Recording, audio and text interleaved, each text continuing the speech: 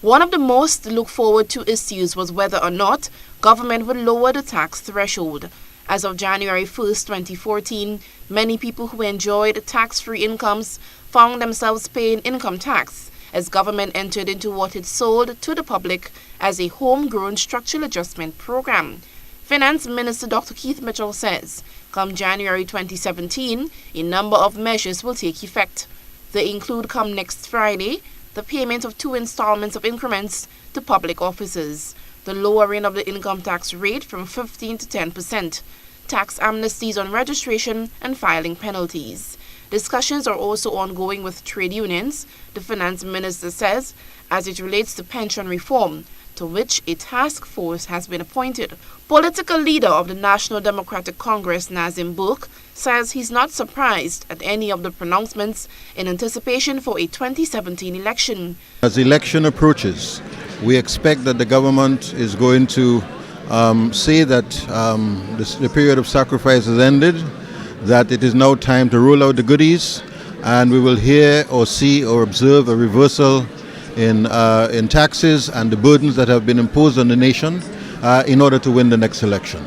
And we anticipate and expect that immediately after the general election, should the NNP ever win, which is a far-off possibility, they will reimpose those very same taxes. Burke says what is critical is the question as to whether or not government will be able to achieve what it laid out as capital projects. If the government is making the surplus that it says it is, this primary surplus, the question must legitimately be asked, where is this money going?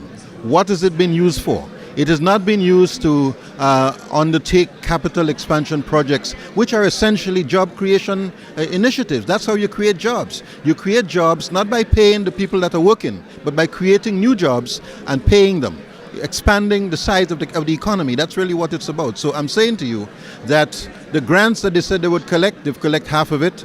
The capital programs that they said they would expand upon, they've done half of it. So the question is, where are these jobs being created, and where are the jobs going to be created in the next program? I've heard these promises before.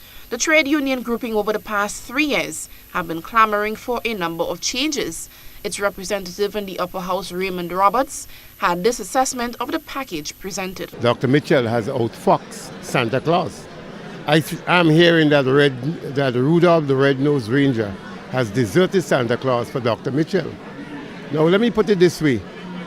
I have counted while I was sitting there, over 500 is expected.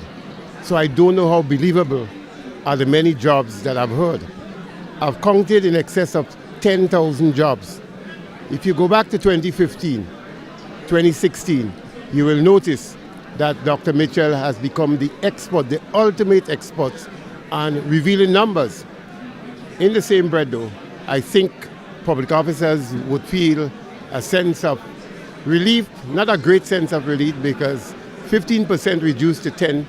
Remember these workers who build their houses. They build their houses on the promise that tax would have been at $60,000. That was the threshold. And Dr. Mitchell shocked them by bringing it down to $36,000. So clearly, they're not really better off. In fact, they remain in poverty. So what I can tell you, it sounds like election is around the corner, and Dr. Mitchell sounds like he's playing to an audience. But I hope our society will be much more sensitive to the reality of just calling mere numbers. In response to the election budget claims, the Finance Minister, Prime Minister Dr. Keith Mitchell, addressed those concerns in an exclusive interview with GBN.